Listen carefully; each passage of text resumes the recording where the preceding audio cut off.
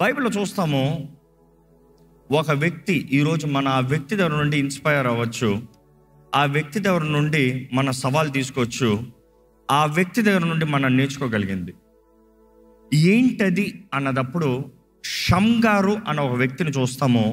న్యాయాధిపతుల గ్రంథము 3వ అధ్యాయము 31వ వచనము. అతని తరువాత అనాతు కుమారుడైన షమ్గరు న్యాయాధిపతిగా ఉండెను. అతడు ఫిలిస్తీన్లలో 600 మందిని మునుకోల కర్రతో హతము చేసెను.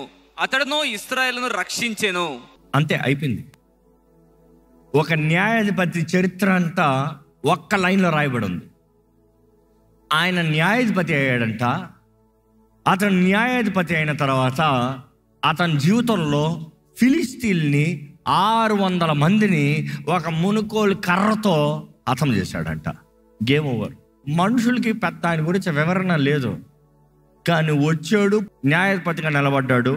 న్యాయాధిపతి అంటే assigned by God, ordained by God. న్యాయాధిపతులకి సపరేట్ అభిషేకం ఉంది. అభిషేకం దేవుడి నుంచి పొందుకుంటేనే కానీ న్యాయాధిపతి అవుతానికి లేదు. ఆ రీతికి అభిషేకించబడతాం. ఆ రోజుల్లో యాజకులు, ప్రధానకులు, వారు ముఖ్యమైన వారందరూ వచ్చి అభిషేకించాలి, న్యాయాధిపతిగా ఉండటానికి అభిషేకించాలి. సంసోను కూడా చూస్తాము, తన యవన కాలంలో తన ఎదిగింది ఒకటి, తనని న్యాయాధిపతిగా అభిషేకించిన ఇన్సిడెంట్ చూస్తాం. సో అనాయింటింగ్ అనేది ముఖ్యం. So he's been anointed. అదే సమయంలో హిస్టరీలో కొంచెం చూస్తే హీ వాజ్ అ ఫార్మర్ అంట. న్యాయాధిపతి yet a man who works. నేను న్యాయాధిపతిని కదా అని పని చేయకుండా కూర్చోలే. న్యాయాధిపతి అంట పని చేసుకునేవాడంట. ఆ రోజు ఫార్మర్ అంటే బిజినెస్ మ్యాన్. ఈరోజు లెక్కలో చెప్పాలంటే he's someone who is active, someone who is responsible. కానీ అదే సమయంలో దేవుని చిత్తంని జరిగించిన వ్యక్తిగా కనబడుతున్నాడు. దేవుని చిత్తము న్యాయాధిపతుల జీవితాల్లో చూసినప్పుడు, దేవుని చిత్తం అని ఎట్లా చెప్తున్నారండి అంటే, దేవుని చిత్తము న్యాయాధిపతుల జీవితాల్లో చూసినప్పుడు శత్రు చేతుల్లో నుండి, శత్రు బాధ నుండి తన ప్రజల్ని తప్పిస్తానికి, ఆ ప్రజలకి, దేవుని ప్రజలకి, వారికి దేవుని మార్గాల్ని తెలియజేస్తానికి, ఏది సరైనది ఏది తప్పైనది వివరిస్తానికి, బోధిస్తానికి పని. సో న్యాయాధిపతి పని అంతా ఏంటంటే శత్రువు నుండి తప్పిస్తానికి, శత్రు బాధ నుండి తప్పిస్తానికి, వారి మధ్యలో కలవరాలు గొడవలు లేకుండా వారు సమాధానంగా ఉండినట్లుగా దేవుని జ్ఞానముతో ఏది సరి ఏది తప్పు అని తెలుస్తానికి. షమ్గారు ఏం చేశాడు? శత్రువుని పారదోలాడు, శత్రువుని తరిమాడు. నెక్స్ట్ ఏం చేశాడు? న్యాయాధిపతిగా ఏలాడు. పర్పస్ ఆఫ్ గాడ్ ఫుల్ఫిల్ చేశాడా లేదా? డన్. ఈరోజు మన జీవితంలో దేవుని చిత్తము మన జీవితంలో జరిగిందా? అంతే, అయిపోయింది. మన జీవితంలో దేవుడు మన కొరకు ఉద్దేశించిన పని, కార్యము మనం చేయగలుగుతున్నామా? అంతే, అయిపోయింది. ఈరోజు మనం తెలుసుకోవాల్సిందంట, నేను ఇందుకు బ్రతుకుతున్నాను, నా జీవితంలో చెప్పగలిగింది ఏంటి? నా ఓటములా, నా జయమా? నువ్వు ఎన్ని దెయ్యాలను పోరాడావు కాదు, ఎన్ని దెయ్యాలను గెలిచావు చెప్పు. ఎందుకంటే దెయ్యాలను పోరాడేది ప్రతి ఒక్కరూ. నీకు కేవలం ఓటమి ఉందంటే నువ్వు నిజంగా ఎప్పుడు జయము రుజువు చూడని వాడైతే పరిశుద్ధాత్మని ఎప్పుడు పొందుకునే వాడివి. పరిశుద్ధాత్మని కలిగిన వాడు ఓటంలో బ్రతకగలడా? పరిశుద్ధాత్మ కలిగిన వ్యక్తిలో అపవాది ఆ వ్యక్తిని ఓడించగలడా? నాలో ఉన్నవాడు లోకంలో ఉన్నవాడు కన్నా గొప్పవాడు అని చెప్పేవాడు ఓడిపోతూ ఉంటే ఎవరు ఓడిపోయినట్టుగా? ఈరోజు చాలామంది దేవుని నామాన్ని ధరించి, దేవుని పేరుని ధరించి, దేవుని బిడ్డలని చెప్తూ ఓటమి జీవితాన్ని జీవిస్తూ దేవా నాకు సహాయం చేయంటున్నారు. ఈరోజు వాక్యం అటువంటి వారికి, దేవుని వాక్యం చూస్తే భయం అనేది ఒక ఆత్మగా అనేక సార్లు వివరించబడింది. Of course we have a emotion called fear. We got an emotion. మన కెమికల్ రియాక్షన్స్లో ఒక రియాక్షన్ బాడీలోది ఫియర్. కానీ Bible also signifies the spirit of fear. భయంని కలిగించే ఆత్మ అంట, బెదిరించే ఆత్మ అంట. యెజబెల్ ఆత్మలో చూస్తే తనలో ఒక క్యారెక్టర్ బెదిరిస్తాం, భయపెట్టిస్తాం, ఇంటిమిడేషన్, ఫియర్. అదే రీతిగా తిమోతికి పౌలు రాస్తే ఏమంటున్నాడు? పిరికి తన ఆత్మను మనకు అవ్వలేదు, కానీ శక్తియు ప్రేమయో ఇంద్రనీకరమైన పరిశుద్ధాత్మని దేవుడు మనకు అనుగ్రహించాడని చక్కగా వివరించబడింది. బట్ దెన్ ఈరోజు ఎంతోమంది భయము అనేటప్పుడు మనుషుడికి ఏదైనా కొత్తగా చేయాలంటే భయం ఉంటుంది. ఫస్ట్ టైం ఇక్కడ నుండి ఇక్కడ దూకేవాడికి పడతానేమో, కాలు కొట్టుకుంటానేమో అని ఉంటుంది. కంటిన్యూస్గా దూకినోడికి, మొదటిసారి భయంతో దూకినోడికి భయం ఉన్నా కూడా దూకుతాన్ని తెగిస్తాడు. కొంచెం గుండె డుప్పు డుప్పు డుప్పు డుప్పుని కొడుతుంది, కానీ దిగి మళ్ళీ పైకి వచ్చిన తర్వాత మరలా దూకుతా అంటారు. అందుకని పిల్లలు చూడండి, ఈ స్లైడ్స్, ఈ గేమ్స్ ఉన్నప్పుడు పైకి ఎక్కుతారు. ఫస్ట్ టైం అయితే పో అంటే పోడు. అమ్మో నాన్న వెనకాల నుండి ఒక తోయి తోస్తారు. తోసిన తర్వాత ఏమవుతుంది తెలుసా? సుర్ర పరిగెత్తుకు వస్తారు, మరి సుర్రని వెళ్తారు, మళ్ళీ సుర్ర పరిగెత్తుకు సుర్రని వెళ్తారు. It is that you need to face your fears. ఈరోజు మిమ్మల్ని అడుగుతున్నాను, మీ జీవితంలో మీకు ఏదైతే చేత కాదు, ఏదైతే కుదరదు, ఏదైతే నా వల్ల అవ్వదా అనే భయంతో ఉందో ఎదుర్కొని చూసుకున్నారా? అనేక సార్లు మొదట అడుగు తీసేంత వరకే ఆ భయం అంట. బైబిల్ అనేక సార్లు చూస్తాము, దేవుడు చెప్తా ఉంటాము, భయపడద్దు. బైబిల్లో ఉన్న అన్ని మాటలను తీసి ట్రాన్స్లేషన్స్ కలిపి చెప్తే, వివరణ అర్థంని చెప్తే 365 సార్లు దేవుని వాక్యంలో భయపడద్దు అని ఉందంట. ఎన్నిసార్లు ఉంది? ఒక సంవత్సరంలో ఎన్ని రోజులు ఉన్నాయి? అంటే దేవుని వాక్యం ప్రతిరోజు ఒకసారి నీకేమని చెప్తున్నాడు? భయపడద్దు. ఈరోజు మిమ్మల్ని అడుగుతున్నా, ఏంటి మీ భయం? ఏంటి పిరికితనం? ఈరోజు మీలో చెప్పాలంటే ప్రార్థనాహీనత. నువ్వు ప్రార్థన చేస్తే కార్యం జరుగుతుందా? మిమ్మల్ని అడుగుతున్నాను జెన్యున్గా ఒక ఆన్సర్ మీకు క్లియర్లీ. ప్రార్థన చేస్తే జనరల్గా ప్రార్థనలో జయం ఉందా లేదా? నమ్ముతున్నారా? విశ్వాసంతో ప్రార్థన చేస్తే దేవుడు జవాబిస్తాడా లేదా? మరి మీరు చేస్తున్నారా? జయం ఉందా? ఏ విషయంలో జయం వచ్చింది, ఏ విషయంలో జయం కావాలి? Because we all know prayer has power, yet we don't pray. We all know earnest prayers God will answer quickly, but we don't pray earnestly. It is not just pray, earnest prayer. యథార్థమైన ప్రార్థన, నీతిమంతున ప్రార్థన. నీతిమంతుడు ప్రార్థన అన్నప్పుడు ఏంటి? దేవుని ముందు సరిగా నిలబడగలిగిన వ్యక్తి.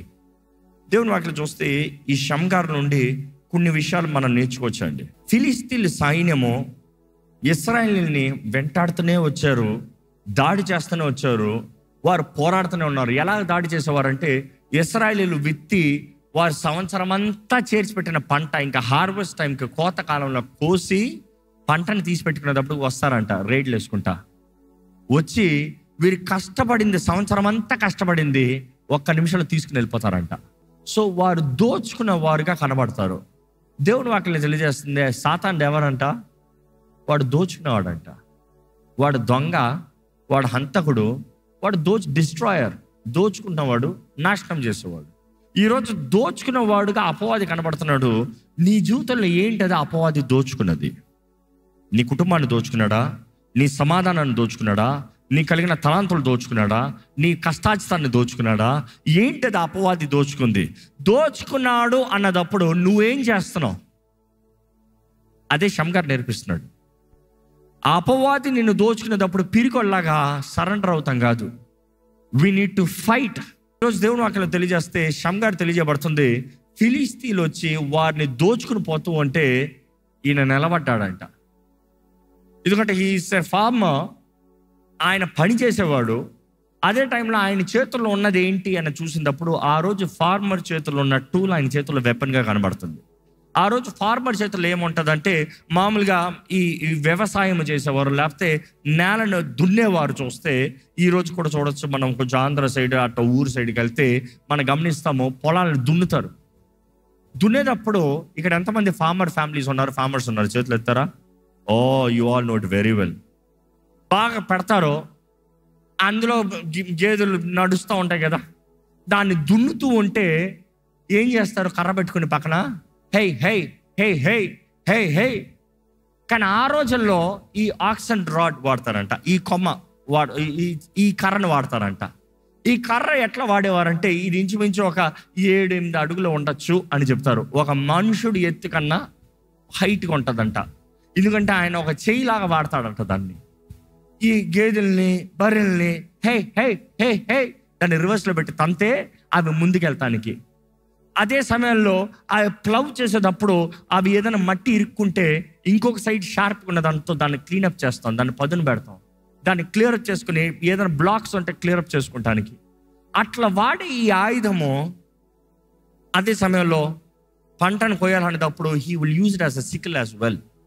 అలాంటి దాన్ని ఆయన చేతులు పట్టుకుని ఉంటుంది. చూస్తాం, ఈయన 600 మంది ఫిలిస్తీన్లు పోరాడతాం. ఎలాగ పోరాడి చంపాడంటే, దాని ఒక్కదానితో అంట. ఆయన మనలాగా కంప్లైంట్ చేయొచ్చు, నాకు కత్తి లేదు, నా దగ్గర డబుల్ ఎడ్జ్ స్వర్డ్ షార్ప్ లేదు, నా దగ్గర ఉన్నదంటే ఏంటో పొలంలో పనిచేసే పని, నా చేతిలో ఉన్నది కర్రే, నేను నా దగ్గర ఉన్నది మామూలు కర్ర, గేదెల్ని బర్రెల్ని తడుముకున్న కర్ర, పొలం పని చేస్తానికి వాడే కర్రే, కానీ నా దగ్గర వారియర్స్కి ఫైటర్స్కి కావాల్సిన వెపన్స్ లేదు అని కంప్లైంట్ చేయలే. సో షమ్గార్ దగ్గర నుండి మనం నేర్చుకోగలిగింది ఏంటనేటప్పుడు, చక్కగా షమ్గార్ జీవితంలో నుండి 3 విషయాలు ఆయన తెలియజేస్తున్నాడు ఆ ఒక్క మాటలో నుండి. ఈరోజు షమ్గార్ కానీ ఇక్కడికి వచ్చి మాట్లాడాలంటే ఆయన చెప్పదలుచుకుంది ఒకటి, నువ్వు ఉన్న స్థానము నుండి నువ్వు పోరాడు, నువ్వు ప్రారంభించు. One thing that he can tell you, నువ్వు జీవితంలో ఎక్కడున్నావో, ఏ స్థితిలో ఉన్నావో, ఎలాంటి పరిస్థితుల్లో ఉన్నావో అక్కడ నుండి ప్రారంభించు. ఈరోజు చాలామంది ఎన్నో చేయాలని ఆశ ఉంటుంది, అంత బాగానే చెప్తారు, కానీ లాస్ట్లో ఒక డైలాగ్ అంటారు, ఏమిటి తెలుసా? నేను పలానా అవుతే పలానా చేస్తా, నాకు ఎవరైనా పలానా చేస్తే నేను పలానా చేస్తా, నేను పలానా రీతిగా ముందుకెళ్తే అప్పుడు చేస్తా. రేపటి గురించి, రేపు చేసేదాని గురించి ఈరోజు చెప్పొద్దు, ఈరోజు ఏం చేయబోతున్నావు చెప్పు. ఇదిగోటి ఈరోజు నువ్వు చేసేదాన్ని బట్టి రేపు నువ్వు ఎక్కడ ఉంటావో చెప్పబడుతుంది. నేను నెక్స్ట్ ఇయర్ సో చేస్తాను కాదు, ఏంటి అది నువ్వు ఈరోజు చేసేది నెక్స్ట్ ఇయర్ ఆ లెవెల్లో నిలబడతానికి. షమ్గార్ నుంచి మనం నేర్చుకోగలిగింది, స్టార్ట్ వేర్ యు ఆర్. నువ్వు ఎక్కడున్నావో అక్కడ నుండి ప్రారంభించు. నువ్వు ఎక్కడున్నావో అక్కడ నుండి ప్రారంభించు. ఈరోజు యవనస్తులు, ఈరోజు అనేక మంది పెద్దవారేంటి, యవనస్తులు ఏంటి, అందరూ ఒకే డైలాగు, ఏది అడిగినా రేపు అంటారు. వస్తావా రేపు, ఇస్తావా రేపు, చేస్తావా రేపు, తింటావా రేపు. ఆహా, తింటామంటే ఇప్పుడే. ఏ తింటావు రేపు అని చెప్పు. ఇప్పుడు వస్తావా, ఇప్పుడే వస్తా, దానికి మాత్రం ఇప్పుడు. బట్ దెన్ ఎంతో మంది రేపు అని వాయిదా వేస్తున్నారండి. బైబిల్ క్లియర్గా తెలియజేస్తుంది, ప్రోకాస్టినేషన్ ఇస్ అ సిన్. ఏంటన్నమాట? Procrastination is a sin. వాయిదా వేస్తాము, పాపం అంట. ఇదే అనుకూల సమయము, ఇదే రక్షణ దినము, ఏదైనా ఇదే, ఇప్పుడే. This is the decision, this is దావా. ఈ గడియ కాకపోతే ఇంకొక గడియ కాదు. ఈరోజు నువ్వు పాపాన్ని విడిచిపెట్టినోడివి, రేపు విడిచిపెడతావన్న గ్యారంటీ లేదు. ఈరోజు మంచి కార్యాన్ని చేయలేని వ్యక్తివి, రేపు చేస్తావన్న గ్యారంటీ లేదు. ఈరోజు ఇప్పుడు ప్రార్థన చేయలేని వాడివి, రేపు ప్రార్థన చేస్తావని లేదు. చాలామంది ప్రార్థన చేస్తానికి రేపు లేచి ప్రార్థన చేస్తాను, ఏ ఇప్పుడు చేయవే, ఇప్పుడు ఏంటి ఎక్స్ట్రా బిల్లు ఏమైనా కట్టాలా, ప్రార్థనకి ఏమైనా కాంప్లికేషన్ ఉందా? ఉన్న స్థానంలో ఉన్న స్థితిలో ఉండి ప్రార్థన చేయొచ్చు. బైబిల్లో మనం చూడగలుగుతాం, నువ్వు ఎక్కడి నుండైనా ప్రార్థన చేయొచ్చు. అంత చేప కడుపులో ఉండి ప్రార్థన చేయొచ్చు, బురదలో ఉండి ప్రార్థన చేయొచ్చు, పిట్లో ఉండి ప్రార్థన చేయొచ్చు, అగ్నిలో ఉండి ప్రార్థన చేయొచ్చు, నువ్వు ఎక్కడి నుండైనా ప్రార్థన చేయొచ్చు. మంచం మీద పడుకుని కూడా ప్రార్థన చేయొచ్చు. ఎందుకంటే మరణ పడకలు ఉన్నప్పుడు నువ్వు అక్కడి నుండి మొరపెట్టినా కూడా ప్రభు నీ ప్రార్థన వినే దేవుడు. But I'm telling you, prayer there is no limitation. దేవుడు నీకు జవాబు ఇస్తానికి సిద్ధంగా ఉన్నాడు. కానీ ఎరిగిన నీవు ప్రార్థన చేయకపోతానికి కారణాలు ఏంటి? అపవాది వాడు చేయగలిగినంత నీవు దేవునితో సంబంధం లేకుండా చేస్తావు. వాడు ఆశ, కోరిక, వాంఛ అంతా నీవు దేవుని సన్నిధిలో చేరకుండా ఉండటం చేస్తాడు. వాడు సాయశక్తిలో ప్రయత్నం చేయగలిగినంత నీకు దేవునికి సంబంధం లేకుండా చేస్తాడు. ఎందుకంటే వాడికి బాగా తెలుసు, నీకు దేవునికి సంబంధం కలిగిందా వాడు పారిపోవాల్సింది, వాడు నిన్ను విడిచిపోవాల్సిందే. ఈరోజు by all means do not compromise in prayer. నువ్వు చేయగలిగింది ఒకటి, దేవుడు ఎదురు చూసేది అందంటే ప్రే. రెండవది దేవుడు నీకు ఇచ్చిన దృష్టి, ద విజన్, నీకు ఇచ్చిన విజన్. కొన్నిసార్లు మన జీవితంలో అపవాది మేఘాల్లాగా తీసుకొచ్చి మనల్ని చుట్టుముట్టినప్పుడు ఆ టైంలో మనం పరిగెత్తకూడదు. పరిగెత్తవా, యు ఆర్ అ ఫూల్. ఆ టైంలో నువ్వు చేయాల్సింది ఏంటంటే అడుగుని స్థిరపరచుకోవాలి. అక్కడే దావీదు రాస్తాడు, నీ వాక్యము నా పాదాలకి ఏమి దీపము.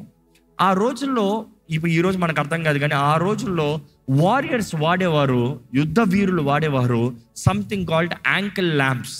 ఏంటన్నమాట? Ankle lamps. అది ఎలా ఉంటాయంటే కాలికి ఈ దీపాలు పెట్టే ప్రొవిజన్ ఉంటుందంట. షూ, వారు వారియర్స్ షూకి వారు నడిచేటప్పుడే, ఎందుకంటే వారి యుద్ధ రంగంలో ఆ చీకటిన అపవాది శత్రువుని పోరాడాలంటే వారి చేతుల్లో కత్తి ఉంటుంది, ఇక్కడ డాల్ ఉంటుంది. కత్తి వెనక్కి పెట్టి దీపం పట్టుకున్నాడా, శత్రువు వచ్చి సడన్గా కొడతా అటాక్ చేస్తానికి ఏముంటుంది. దీపం పక్కన పెట్టి కత్తి తెస్తానంటాడా, మనుషుడు కనబడ్డు. సో అలాంటి పరిస్థితుల్లో ఈ డాలు లేదా కొట్టేటప్పటికి బ్లాకింగ్ లేదు. అందుకని ఏం చేసేవారంటే వారి కాలికి దీపాలు పెట్టుకున్న వారు ఇటు డాలు ఇటు కత్తి పెట్టుకుని పోరాడేవారు. సో వారికి ఎంత కనబడుతుంది, మొత్తం కనబడుతుందో కనబడదు, కానీ వారు నిలిచిన స్థలం వారికి ఆ డయాలో కనబడుతుంది. అందుకనే దావీదు రాస్తున్నాడు, నీ వాక్యము నా పాదాలకి దీపమై ఉందని. ఈరోజు మన జీవితంలో ఇలాంటి మేఘాలు వచ్చిన పరిస్థితుల్లో, అర్థం కాని పరిస్థితుల్లో, పోరాట పరిస్థితుల్లో దేవుని వాక్యాన్ని ఆధారంగా చేసుకోవాలి. ఆ వాక్యాన్ని ఆధారం చేసుకుంటాం ఒకటి, ఆ వాక్యం తగినట్టుగా పోరాడతాం ఇంకోటి. ఎందుకంటే అక్కడ పోరాడేది ఆ ఖడ్గము డాలు కనబడుతుంది. We need to fight. But then prayers are battle, but then word of God is your wisdom, is your light. దేవుని వాక్యము వెలుగుకి సాదృశ్యంగా కనబడుతుంది. ఆ వెలుగు వాక్యం అనేది దేవుని వాక్యం తెలియజేస్తుంది. దేవుని వాక్యంలో గమనిస్తానండి, షమ్గార్ దగ్గర నుంచి నేర్చుకోగలిగింది, నువ్వు ఎక్కడున్నావో అక్కడ ప్రారంభించు. రెండోదిగా షమ్గార్ దగ్గర నుంచి మనం నేర్చుకోగలిగింది, నీ దగ్గర ఏముందో అది వాడు. ఏంటది? నీ దగ్గర ఏముందో అది వాడు. ఎప్పుడు చెప్తూ ఉంటా, మరలా చెప్తున్నాను, నీ దగ్గర లేని దాని గురించి దేవుడు నిన్ను లెక్క అడగడు. దేవుడు నీకు ఏదైతే ఇచ్చాడో దాని గురించే లెక్క అడుగుతాడు. అర్థమైందా అండి? God is never gonna ask you about things that he didn't give you. నీకు ఇవ్వనిది, నీ దగ్గర లేని దాని గురించి దేవుడు అడగడం. నీకు ఏదైతే దేవుడు ఇచ్చాడో అదే నిన్ను లెక్క అడుగుతాడు. ఈరోజు దేవుడు నీకు ఇచ్చిన దానిని నువ్వు వాడుతున్నావా? వారందరూ అయ్యి వాడుతున్నారండి, వాళ్ళకి అందరికీ అయ్యి ఉన్నాయండి, వాళ్ళందరికీ అయ్యి వచ్చండి, నాకు ఏమి రాదు, నా దగ్గర ఏమి లేదు అనొద్దు. కనీసం ఎంత ఇస్తాడంత తలాంత దేవుడు? ఒకటే. Don't tell me you don't have anything. Road మీద ఏమి లేని వ్యక్తి కూర్చొని ఉన్నావా? రోడ్డు మీద ఏమి లేని వ్యక్తి కూర్చున్న వ్యక్తిలో కూడా తలాంతులు ఉన్నాయి, just that he don't use. But then ఈరోజు నీ జీవితంలో నా దగ్గర ఏమి లేదు అని కాంప్రమైజ్ చేసుకుంటున్నావు అంటే దేవుడు చాలా జాగ్రత్తగా గమనించండి, స్ట్రిక్ట్గా దేవుడు లెక్క అడుగుతాడు, రఫ్గా దేవుడు లెక్క అడుగుతాడు. ఎందుకంటే ఈరోజు దేవుడు మనకి ఇచ్చిన అన్నీ మనకి ఏది కావాలో అది ఇచ్చాడు అంతే. నీ దగ్గర ఉన్నవి, నీ దగ్గర నువ్వు వాడినవి, నీకు ఏదైతే అనుభూతి ఉందో, నీకు ఏదైతే తెలుసో, ఏదైతే చేయగలుగుతావో ఆ రీతిగా దేవుని మహిమపరచు. దాని ద్వారానే దేవుడు తన చిత్తాన్ని నీ జీవితంలో జరిగించాలని ఆశపడుతున్నాడు. Use what you got. What is that you have? కొంతమంది తన రాదు ఏం లేవంటారు, కానీ వాళ్ళు ఎన్ని ఉంటాయో, వారు కలిగింది ఎన్ని ఉంటాయో. నువ్వు ఎప్పుడన్నా నా దగ్గర ఏం లేదన్నావంటే నువ్వు you are comparing yourself to others. Never compare yourself to others. నువ్వే, ఇంకో వ్యక్తే. దేవుడు వాక్యలో చూస్తానండి, యూజ్ వాట్ యు గాట్. ఈరోజు మీరు రాసుకోవాలి ఏంటది మీరు వాడేది. నువ్వు ఎప్పుడైతే నువ్వు చేయవలసిన నువ్వు చేస్తావో, మొదటిది ఏంటి? ఉన్న స్థలం నుండి ప్రారంభించు. రెండోది ఏంటి? నీకు దగ్గర ఏముందో అది వాడు. మూడోది, నీవు రోషము కలిగి నువ్వు ఉన్న స్థలము నుండి దేవుని మహిమార్థమే నువ్వు చేయదలుచుకుంది చేస్తే దేవుడు తన మహిమను కనబరుస్తాడు. He will do the supernatural. అసాధ్యమైన కార్యముల్ని సాధ్యపరుస్తాడు. షమ్గార్ జీవితంలో చూస్తే ఒక వ్యక్తి మామూలు అలాంటి కర్ర పెట్టుకుని 600 ఫిలిస్తీన్ల సైన్యాన్ని చంపుతాం.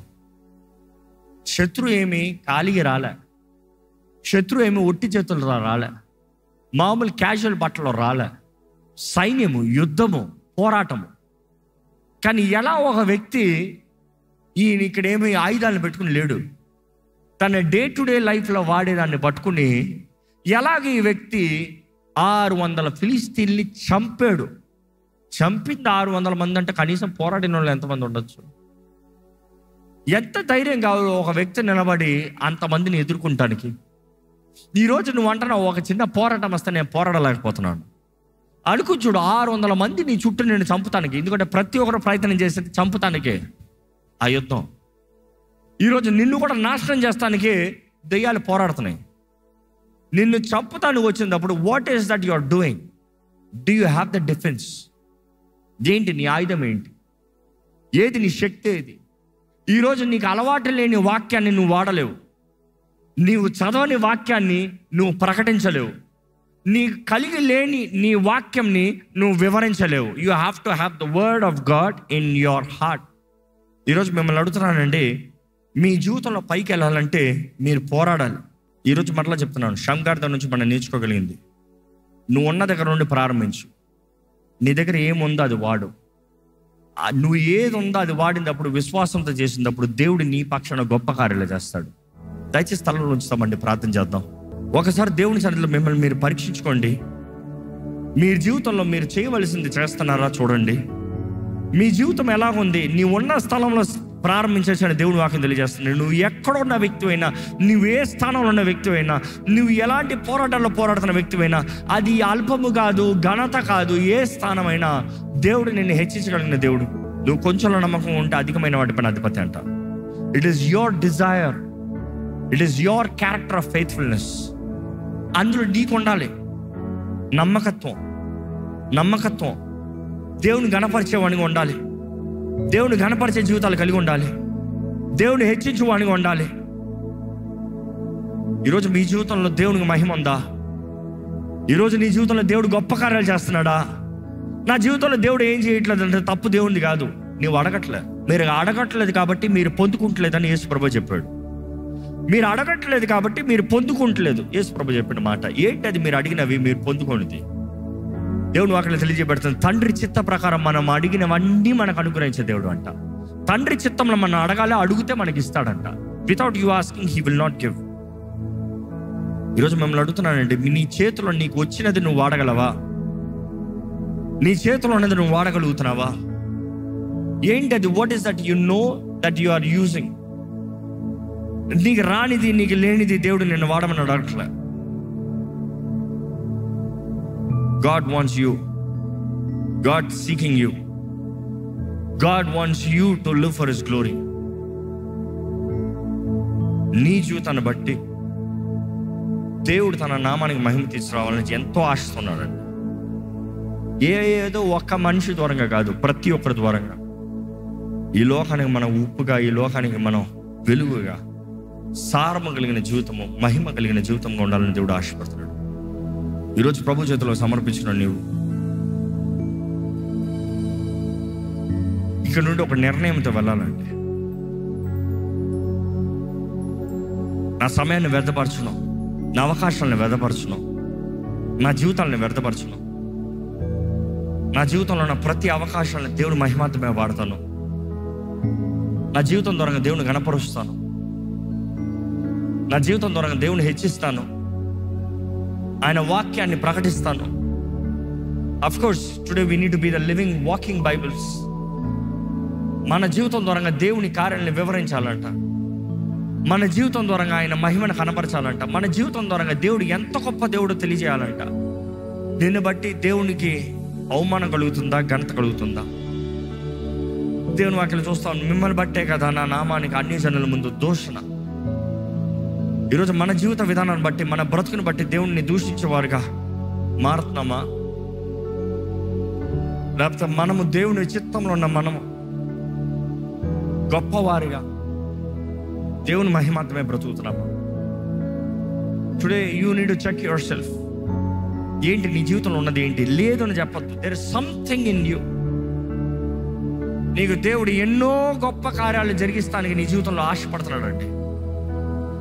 But there is always a test with the small. జకర్యా చూస్తున్నా, despise not the small beginnings. అల్పమైన ప్రారంభాలని నిర్లక్ష్యపరచకూడదంట.